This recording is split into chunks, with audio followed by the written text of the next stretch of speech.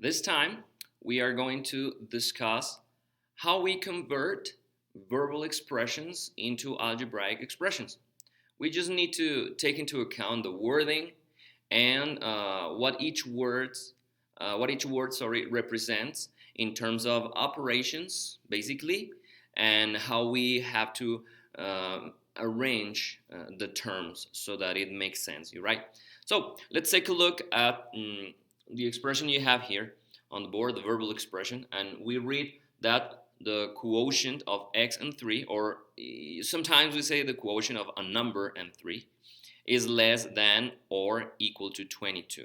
Okay? So whenever you see the letter, in general terms, you will see a number. So instead of x, you will be reading a number.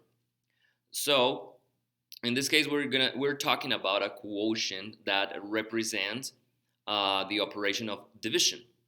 So division of what? So remember that division contains at least two elements, the dividend and the divisor. So in order, when you read, they are in the same order as you write the division.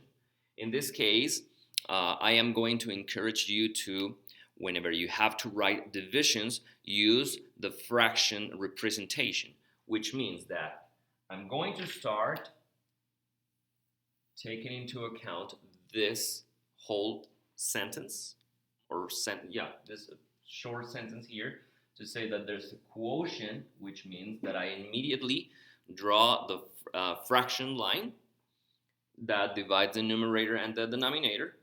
And now the quotient of a number and 3, which means the number goes on top in the numerator and the 3 goes at the bottom in the denominator. So the quotient of a number and 3 is, and this is what helps me see when an equal sign is necessary.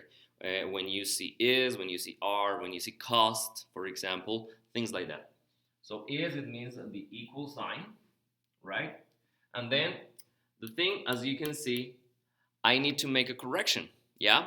Because I am seeing less than or equal to. So I need to correct a little bit because it's not only equal, right? But less than or equal to. So I need to correct here and say that this term is less than or equal to. That means that I can draw the equal sign right here at the same time, equal to 22. Okay?